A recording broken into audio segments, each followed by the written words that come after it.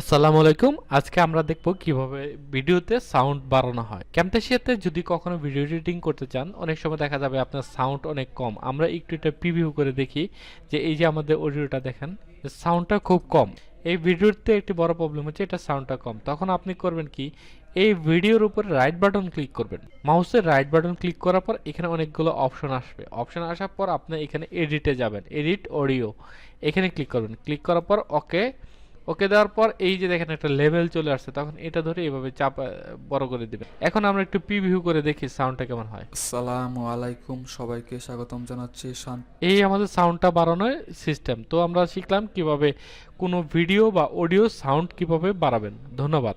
এখন আমরা দেখব কিভাবে এই ভিডিওতে আমরা লোগো বসাবো। লোগো বসানোর জন্য আমাদের এই যে মিডিয়া, এখানে দেখেন মিডিয়া লেখা আছে, এখানে ক্লিক করব। ক্লিক করার পর এখানে প্লাস লেখা আছে, প্লাসে ক্লিক করব।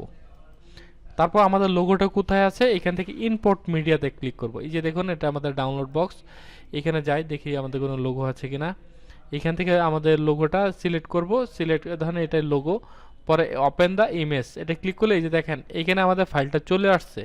এইখান থেকে আসার পর আমরা করব কি, জাস্ট ফাইলটাকে ধরে এখানে টান দেব, টান দেওয়ার পর এখানে মিলা দেব, শুরুতে স্টার্ট করব। তারপর এই লোগোটা সাইজটা এভাবে ছোট করে দেব। এই যে এইভাবে ছোট করলাম, যেটুকু প্রয়োজন আমাদের ভিডিও এটুকু দিলাম।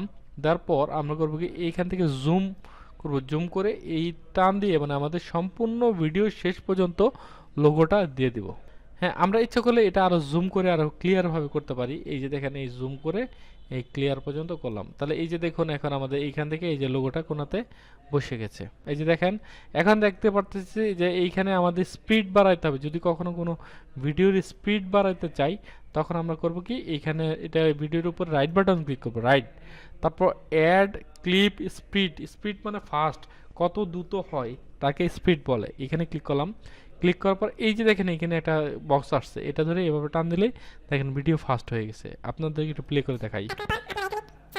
এভাবে কোনো কিছু ভিডিও ফাস্ট করতে হয়। তো আশা করি আমাদের এই অপশনগুলো শিখতে পারছেন। আশা করি সবাই ভালো থাকবেন। ধন্যবাদ।